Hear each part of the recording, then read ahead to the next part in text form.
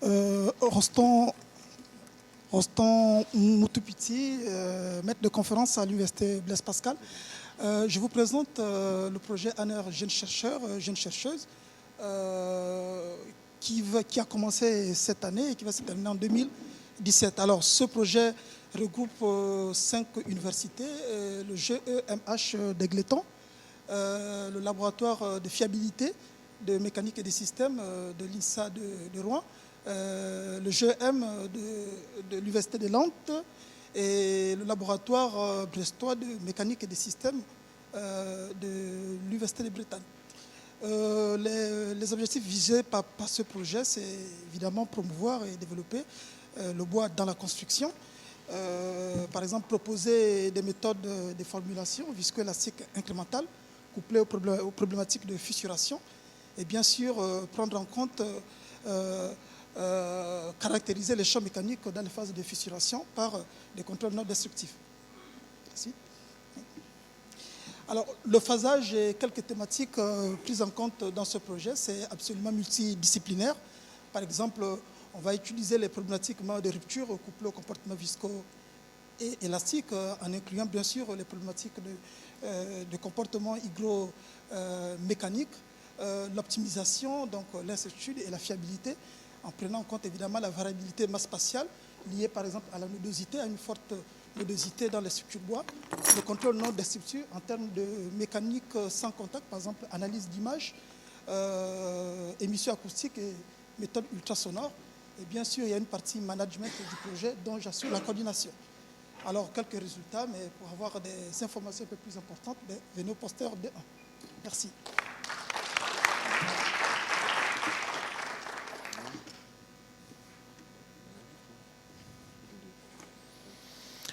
Éric Fournoli, Institut Pascal. On est quelques-uns à Clermont à travailler sur un système industrialisé pour la réalisation, par exemple, de maisons individuelles. Le système industrialisé tourne autour d'une poutre treillis de petite dimension ou constituée d'éléments de petite dimension. Et la première idée, c'est d'aller sortir ce motif standardisé et puis de le tester. Puis après, on réinjecte les résultats obtenus pour voir un petit peu comment se comporte la maison. Il s'avère que quand on fait ce cycle-là, on est toujours à une échelle macro, mais dans cette échelle macro, il y a quand même différentes échelles. Et puis, on s'aperçoit qu'entre la réalité et puis la modélisation, on peut avoir des écarts pouvant dépasser un facteur de 10. Donc si ici on associe ce motif de poutre treillis avec les panneaux qui sont au-dessus, eh bien on modifie notablement sa résistance et sa rigidité. Donc on a fait quelques tests de cet assemblage un petit peu particulier parce que comme les éléments sont de petite dimension, on est obligé d'utiliser des agrafes également de petite dimension. Et avec ou non de la colle. On en déduit des rigidités, des résistances, et puis à partir de là, on va injecter ce résultat-là dans un modèle plus ou moins compliqué, et puis, ma foi, si vous voulez savoir la suite, voilà la direction à prendre.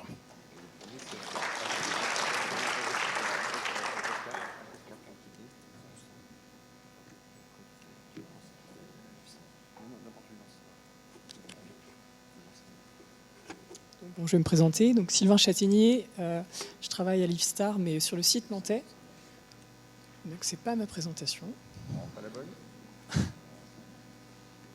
pas la bonne. Non.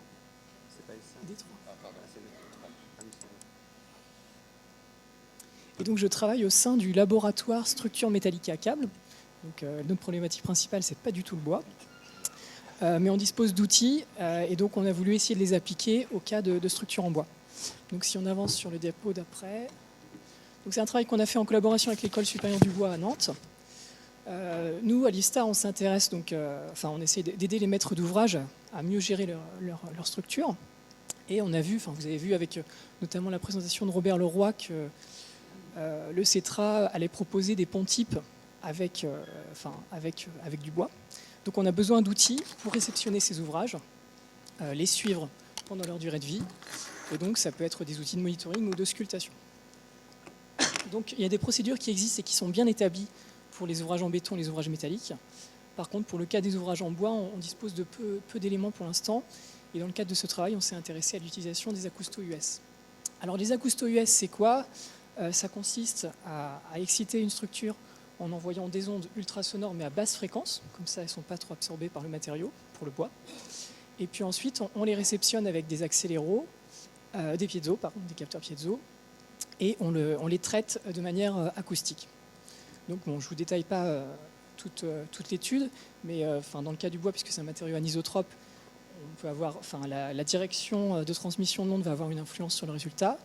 Et comme c'est un traitement acoustique, on a différents paramètres à étudier et à observer pour voir comment la dégradation du matériau peut affecter ces paramètres.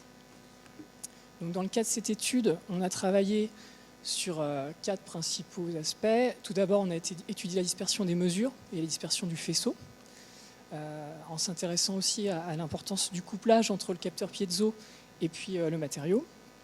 Alors, ce n'est pas forcément beaucoup présenté dans le poster parce que j'étais limité en place.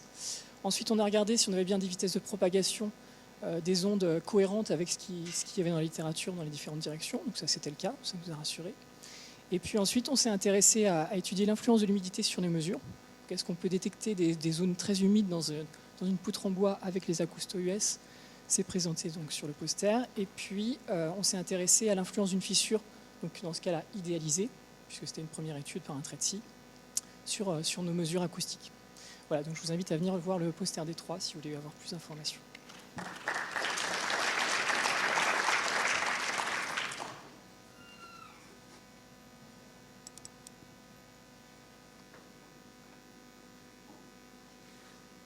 Bonjour à tous, Elisou Rafidérisson, je suis postdoctorante au LERMAB à Épinal.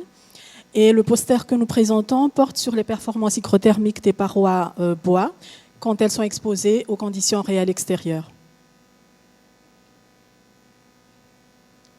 Donc, comme toute construction, les bâtiments en bois doivent être conformes à des règles de conception thermique qui visent particulièrement à optimiser les besoins énergétiques et puis le confort des occupants.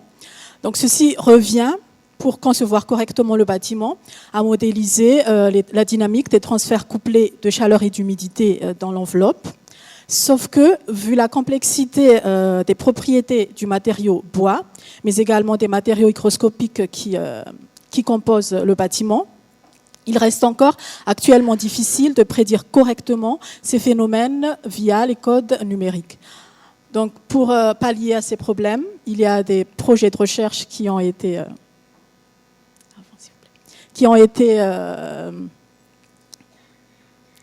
mis en place dans de projets ANR dans lesquels nous participons et qui visent à optimiser la conception hygrothermique des parois en améliorant la capacité de prédiction des codes numériques. Donc pour cela, nous avons participé à 3 tâches. Nous avons participé à 3 tâches qui sont complémentaires dans l'étude expérimentale des transferts couplés chaleur-humidité à l'échelle de l'enveloppe. Donc pour cela, nous avons construit sur le site de l'INSTI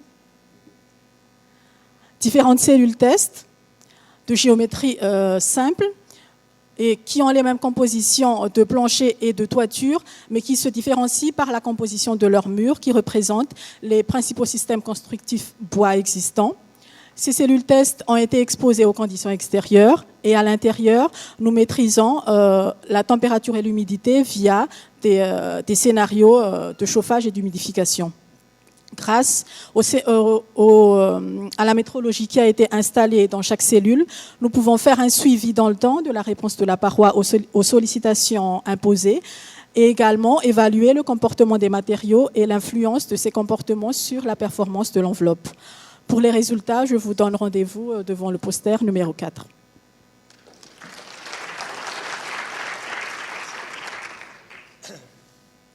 Moi, je m'appelle Benjamin Hahn. Je suis doctorant au laboratoire de construction en bois à l'école polytechnique fédérale de Lausanne en Suisse. Mon projet de recherche, c'est le soudage du bois par friction. C'est une technologie d'assemblage bois-bois sans connecteur et sans additif. Et ce test se déroule sous la direction du professeur Yves Vainon. Et il est encadré dans un groupe de recherche avec 3 autres instituts spécialisés, entre autres l'INSTIP à Épinal, ici en France. Donc, quand on a commencé ce projet, on venait justement d'être capable de souder des surfaces à une échelle réelle. Donc, premièrement, on s'intéressait à les effets d'échelle, justement, et des effets qu'on a observés, qu'on a fait le changement des éprouvettes d'une petite taille à des grandes planches de bois à 50 cm de long.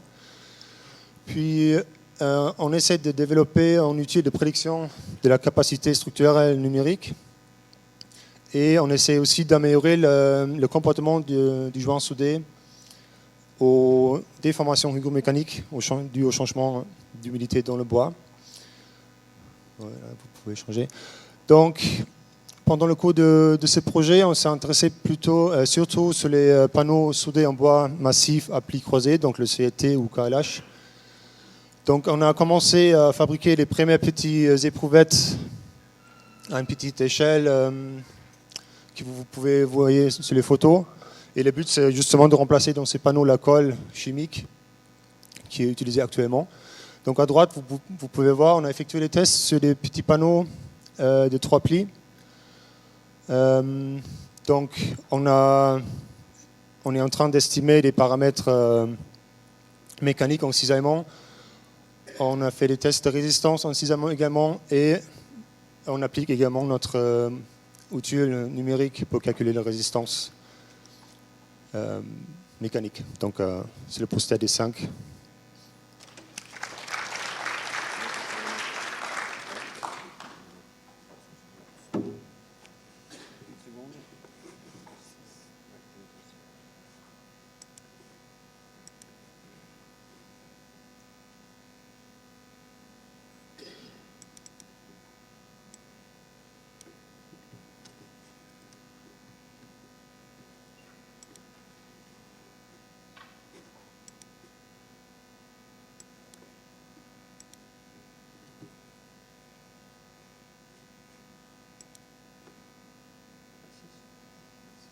Ah mince.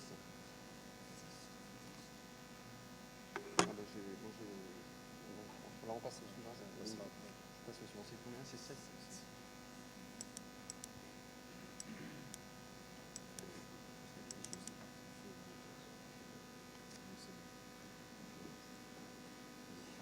Bonjour à tous, je m'appelle Darbal Wassila, je suis doctorante en sciences et techniques de bois et écomatériaux à l'université de Boumardès, l'Algérie. Ma thématique de thèse s'articule sur l'élaboration et la caractérisation d'un composite massif de type Trayon, car les 3 plis en Pendalep, pure association Pendalep et chêne algérien. À l'occasion de GDR, je vous présente mon état d'avancement dans l'objectif. Dans l'objectif de cette étude et la détermination des caractéristiques technologiques de ces 3 espèces algériennes, dans le but d'augmenter la gamme de production de matériaux bois et de développer les techniques valorisantes et les meilleurs procédés de fabrication d'éléments à forte valeur ajoutée dans le carrelet 3 plaies et les abattages à hauteur multiples présentent un atout d'avenir pour le matériau bois. En fait, si vous avez besoin de plus d'informations, contactez-moi, poster D07.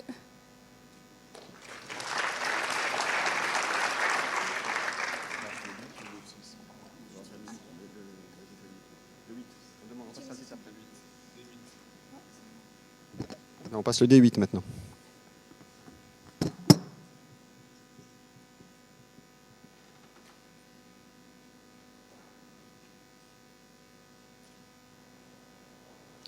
Bonjour à tous, c'est Wadou Yasmina, étudiante en 2e année doctorante à l'université Mohamed Bouguera Boumerdès, Algérie. Le travail que je le présente, il touche l'influence, le vieillissement. Donc, puisque c'est inutile d'attendre le vieillissement naturel pour étudier ou bien bénéficier de son charme, le procédé qu'on va développer dans ce travail, donc c'est l'étude de différentes essences du bois, l'étude de vieillissement de différentes essences du bois par différents moyens. Donc le premier vieillissement, c'est le vieillissement accéléré par Xenotest. Donc les trois essences qu'on a travaillé au-dessus, c'est le Shenzhen, Chana Fares et pain maritime. Comme vous voyez dans ces trois images, non seulement on a le changement de la couleur, et aussi on a une perte de masse pour les trois espèces, après vieillissement par Xenotest. Le deuxième volet, c'est l'étude de vieillissement du bois émergé dans l'eau de mer et l'eau normale, ou bien l'eau ordinaire. Donc voilà, laissé à l'échelle laboratoire. Donc, et en troisième volet, on a étudié la contrainte de rupture à blanc, c'est-à-dire sans traitement, pour comparer à la fin ces résultats à des éprouvettes qui ont subi une modification par un vieillissement. Et dans ce volet, on a étudié non seulement la perte de masse, le module d'élasticité, mais aussi le mode de rupture pour les trois espèces. Donc, pour plus de détails, je vous invite à rejoindre mon poster, c'est le D8. Merci.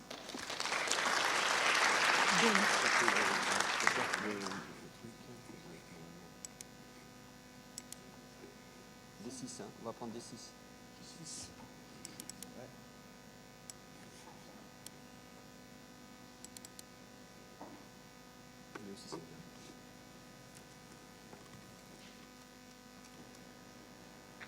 Bonjour, je me présente, c'est Zouhir Ibrahim de l'Université de Boumerdès. Je suis encadré par M. Zérizer et ici en France, je suis encadré par M.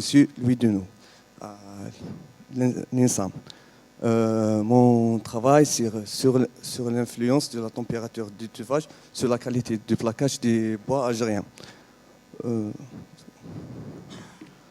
Pourquoi cette thématique? Parce qu'en Algérie, 80% de bois, il est importé. Et le bois. Et on a de bois en Algérie, mais avec de diamètre réduit. On a du Shenzhen, Fares, Pin Taleb et d'autres espèces. Et donc l'objectif de notre travail, c'est de valoriser industriellement ces bois algériens. Pour la démarche, c'est élaborer et caractériser des panneaux composites.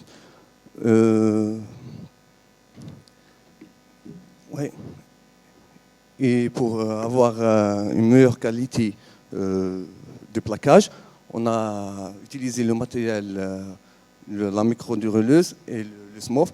Le SMOF, c'est un dispositif permettant la mesure des fissures et la mesure des profondeurs et les fréquences des fissures. Et pour savoir plus, venez visiter poster numéro 6.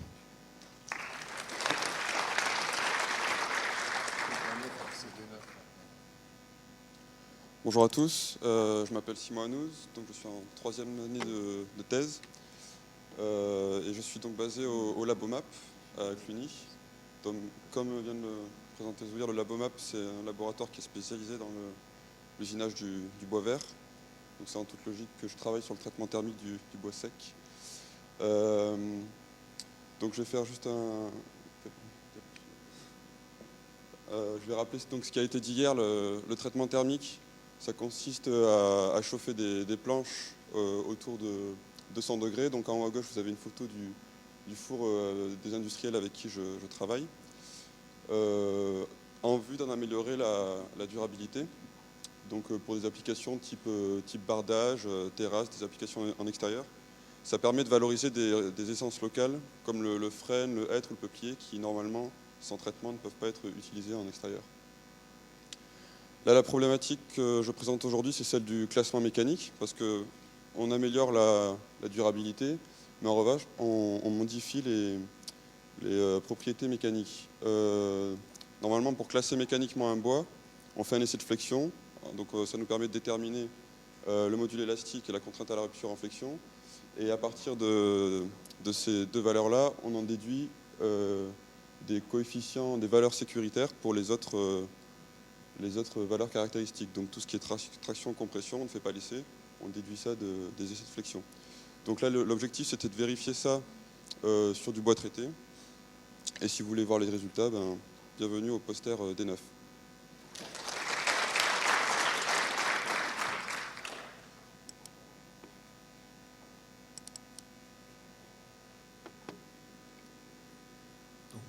Bonjour à tous.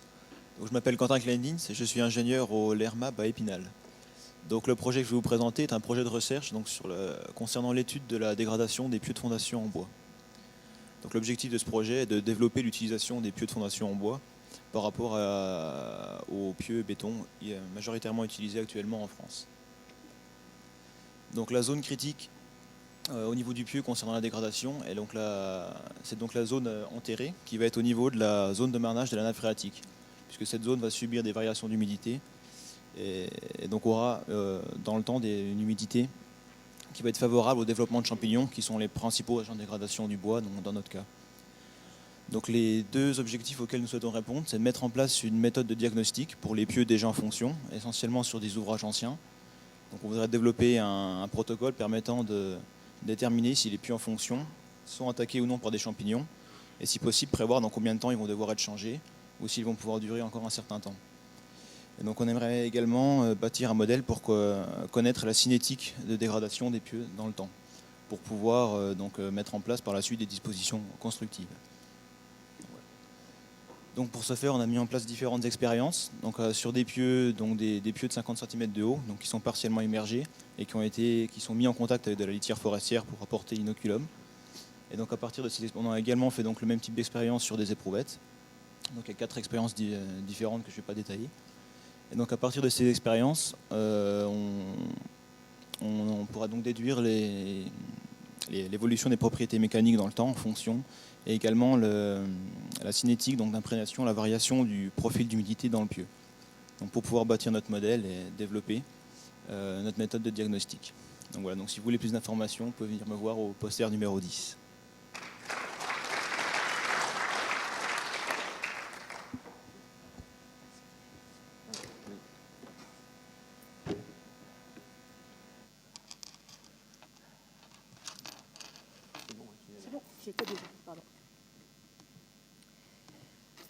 Donc, bonjour, je m'appelle Myriam Chaplin. Je vais vous présenter un travail qui est fait avec des collègues algériens à l'université de Guelma, sur la thèse de Fawzi Bourras et avec la collaboration de Nafa Jaredine qui co-encadre la thèse.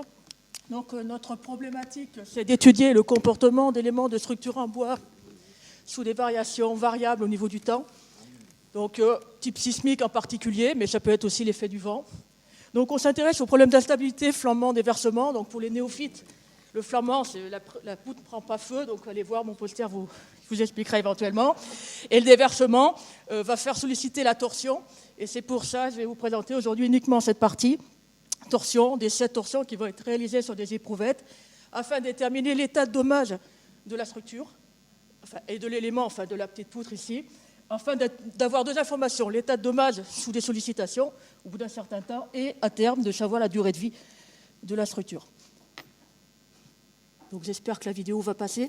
Donc là, simplement pour vous mettre un peu l'eau à la bouche, les premiers résultats, l'essai qu'on a fait, donc au FCBA, je les remercie de nous avoir accueillis pour faire ces essais. Donc là, j'ai fait un montage assez court. D'ailleurs un peu court. Donc là, l'éprouvette en LVL, l'avantage, elle est relativement souple. Elle s'est endommagée. Là, on a fait une rotation de 75 degrés lorsque ça s'arrête. Là, et quand je la démonte, on a l'impression qu'elle n'a pas été endommagée. Mais il y a eu quand même un endommagement non négligeable, qui est représenté sur ces différentes courbes que je présente très vite. Simplement, je vous dis, pour vous donner l'envie d'aller voir le poster numéro D11. Je vous remercie.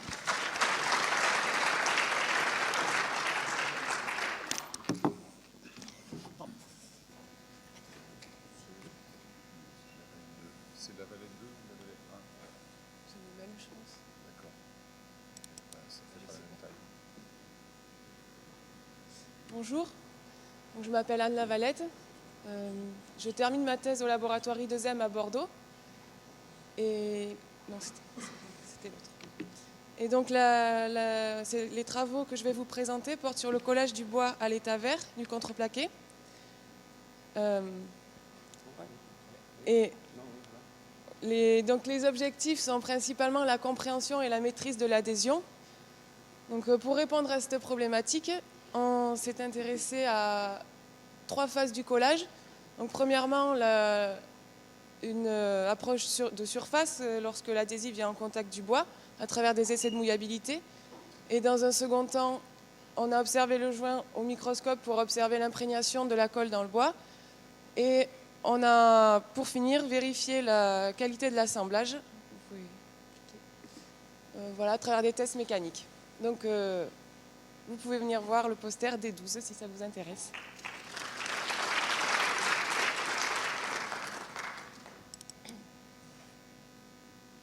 Donc, bonjour à tous, je m'appelle Lucie Chupin et je suis en ce moment en thèse sous l'encadrement de Madame Fatima Charrier et Monsieur Bertrand Charrier.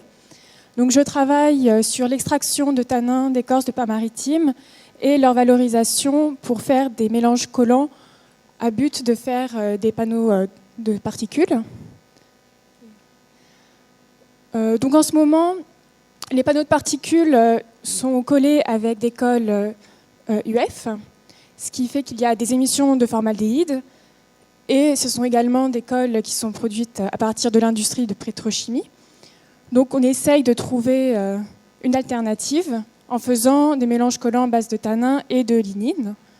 Donc tout d'abord, on a extrait des tanins avec 3 protocoles différents basés sur la macération. On les a ensuite caractérisés pour savoir si on extrayait bien des tanins et en quelle quantité. Donc pour cela, on a fait des tests colorimétriques, des tests infrarouges et d'HPLC. Et ensuite, on a fait dans un premier temps des mélanges collants avec des tanins industriels pour d'abord voir quels étaient les meilleurs ratios de tanins lignine, à quelle température il fallait chauffer la colle, ce genre de choses. Et on a caractérisé ces colles par ATG, DSC et TMA. Donc si vous voulez plus d'informations, vous pouvez me trouver au poster D13.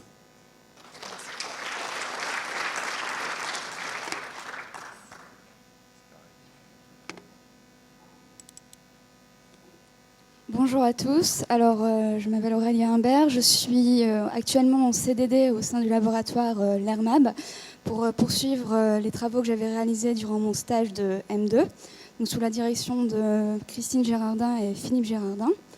Donc, merci. Donc ma thématique, c'est la préservation du bois. Donc, dans un premier objectif, c'était l'utilisation de sels de bore pour augmenter la durabilité d'essences naturellement peu durables. Donc, pourquoi les sels du bore ? En fait, c'est un biocide à spectre large, à faible toxicité pour l'environnement et l'homme. Et en plus de ça, il est soluble dans l'eau. Donc, ce qui nous confère un avantage est aussi un inconvénient parce qu'il est extrêmement lessivable. Donc, au sein du laboratoire, on a tenté de synthétiser des molécules gélifiantes, le carbamate de glycérol, de longueurs de chaîne différentes, afin de formuler donc, le borax dans des hydrogels supramoléculaires thermosensibles. Donc on a imprégné 2 espèces, le hêtre et le pin sylvestre, réalisé différentes mesures, le gain de masse, le dosage du bore et la perte de masse due à divers champignons. Donc là, vous pouvez voir la perte de masse après lessivage de 2 éprouvettes et exposition à Porien placata. On peut voir qu'effectivement, l'imprégnation par du carbamate de glycérol avec le borax présente une perte de masse beaucoup plus faible que quand il n'y a que du borax seul. Ensuite, nous avons réalisé un deuxième objectif, donc c'était de formuler des insecticides afin de les utiliser sur des bois précieux ou anciens, afin donc d'éviter le relargage de tanins et d'avoir des taches sur le bois et aussi de le préserver vis-à-vis des insectes. Donc on a réalisé des tests visuels sur 4 types de bois différents et on a obtenu de très bons résultats. Donc si vous voulez en savoir plus, je vous invite au poster D14. Merci.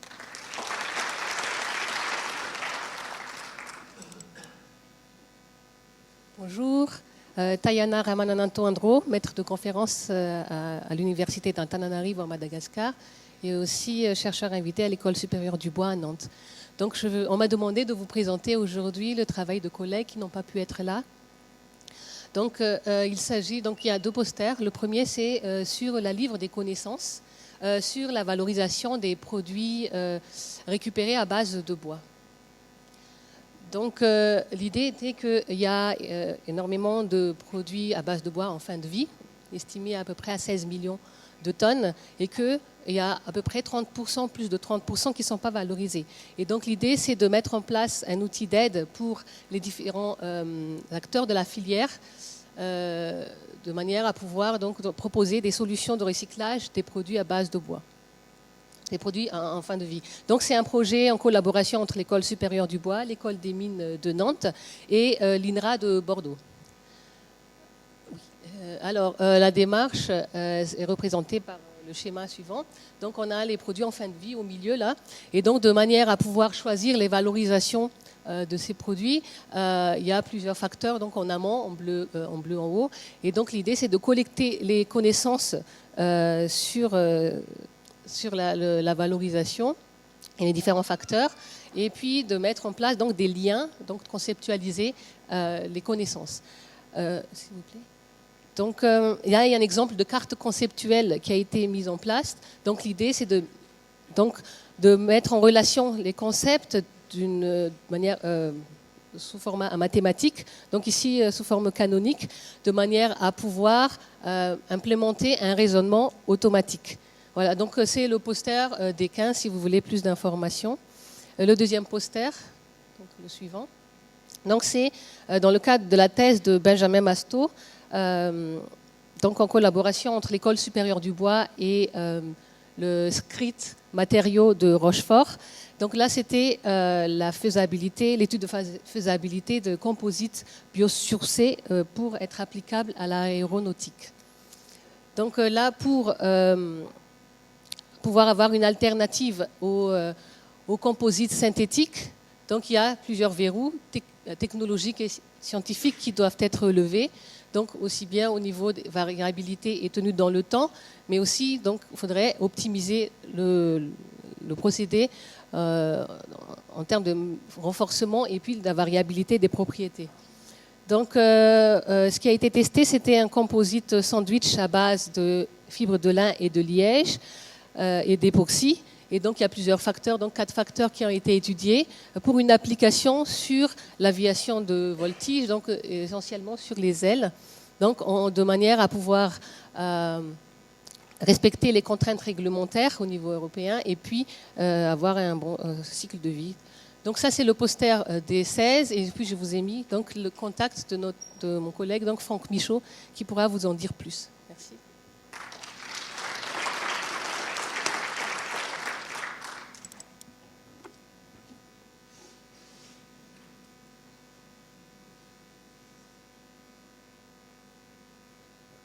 Désolé.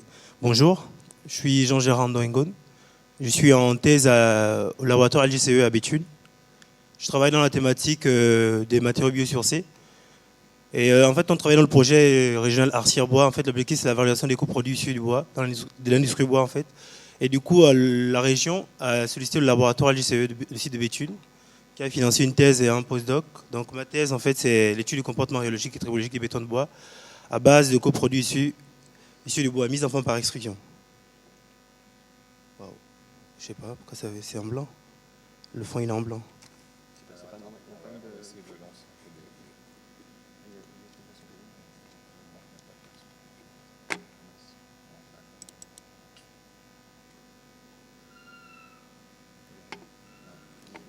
Oui, d'accord. Donc je travaille avec Madame Djelal, mais c'est pas grave. Là, je change juste le fond en blanc, s'il vous plaît. Juste le fond en blanc. Échappe, fond d'écran. Comment? Qu'est-ce qu'on fait? Ouais. On laisse comme ça, d'accord. Mais c'est pareil. Donc comment valoriser les coproduits dans la construction? Du coup, ça c'était la question qui s'était posée. Et, en fait, dans la région Nord-Pas-de-Calais, il y a les briques en fait, qui sont super utilisées, ce sont des briques traditionnelles. Et l'objectif était de partir à transformer ces briques avec une matrice cimentaire et des granulats courants et introduire les particules de bois. Donc c'est une thématique de recherche pluridisciplinaire. Il y a l'archéologie et la tribologie. Et il y a différents types. Et dans ce GDR, je vais présenter l'archéologie en présentant l'influence des particules de bois sur le comportement rhéologique des matériaux à matrice cimentaire. Et comment est-ce que je vais présenter ça? En fait, la méthodologie, c'est on a pris un mortier, la matrice cimentaire mortier, on a fait une substitution volumique du sable par les particules de bois, donc la sciure. et quel matériel. En fait, on a un remède capillaire et un cône d'Abrams. Et si vous êtes intéressé, je vous invite à venir au poster des 17. Merci.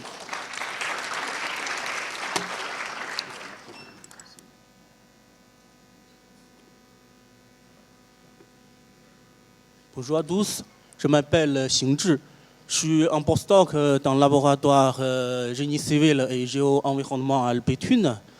Bon, moi j'ai travaillé alors sur équipe de recherche de matériaux de béton, de l'axe géomatériaux dans notre laboratoire. En fait, aujourd'hui alors, le sujet alors je voudrais vous présenter. C'est un sujet alors, qui voulait valoriser alors, un coproduit de bois de peuplier dans les matériaux cimentaires. En fait, on s'intéresse à ce sujet pour valoriser un coproduit de bois alors, provenant d'essence régionale de Nord-Pas-de-Calais. Dans cette étude, alors, nous allons définir d'abord le choix de bois de région et selon les données alors, disponibles dans la bibliographie. Et nous avons donc retenu alors, le bois de peuplier à étudier. Donc nous avons alors toutes formes de peuplier à étudier, qui sont la forme de la sciure et la forme de la fibre. Et ensuite, nous avons aussi caractérisé le bois de peuplier et par des 3 mesures normalisées. Et donc, dans cette étude, on cherche à comprendre donc l'influence de la substitution de sable naturel dans le mortier par le sous-produit de bois sur différentes propriétés, les propriétés rhéologiques, les propriétés mécaniques et les propriétés thermophysiques. Et nous avons donc dans cette étude 3 méthodes principales à utiliser par alors, les mesures de propriétés rhéologiques, les propriétés mécaniques et les propriétés thermophysiques. Finalement, alors, nous avons découvert que alors, la valorisation de coproduits de bois de peuplier est possible dans les matériaux cimentaires, même si alors l'inhibition partielle de prise de ces mélangés de matériaux cimentaires et le composite bois et matériaux cimentaires peut être envisagé alors pour la fabrication de blocs de maçonnerie et de béton et mortier dans le secteur bâtiment. Si vous voulez en savoir en plus, alors mon poster est numéroté 18. Merci.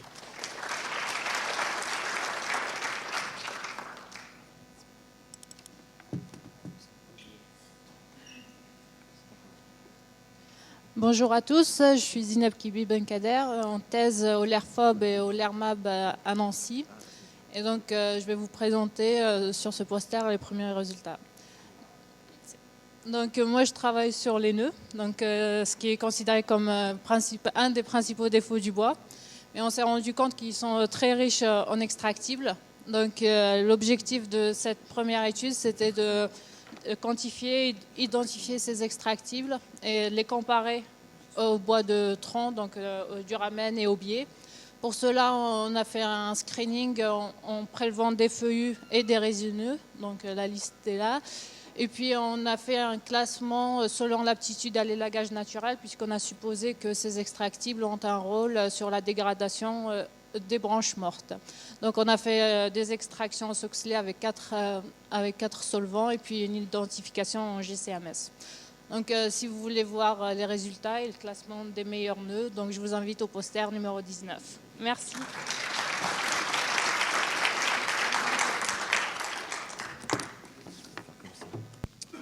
Bien, bonjour à tous. Je m'excuse parce qu'on a eu quelques petits soucis avec le report de nos posters sur le PowerPoint. Mais je pense qu'il doit y avoir quand même un document qui peut être transmis. Donc je me présente, Jacques Julliard, je suis président de l'association La Passion du Bois qui est basée à Grenoble. Cette association a été créée en 1991.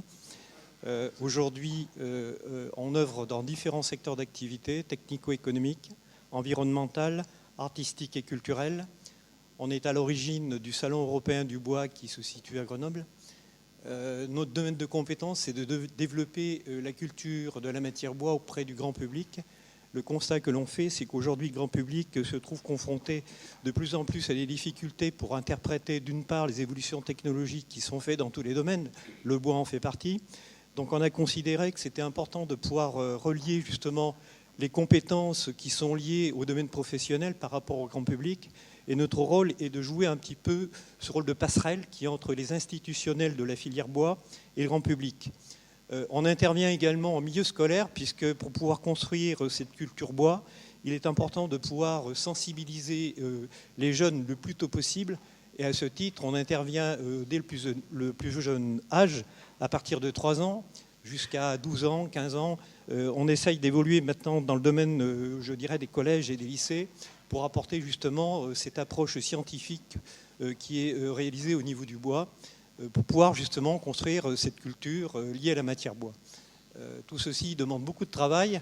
Ce que l'on peut dire, c'est qu'aujourd'hui, on sensibilise quand même pas mal de monde, que ce soit au niveau de la formation, par exemple, au niveau du tournage.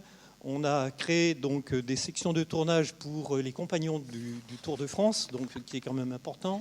On travaille dans le domaine de l'ébénisterie, du design. On a une grosse activité enfance sur la région grenobloise, où on touche plus de 1200 élèves chaque année. Donc tout ceci constitue justement cette approche que l'on a de cette culture bois. Il y a un travail aussi qui est fait au niveau de la lutherie, de la marqueterie.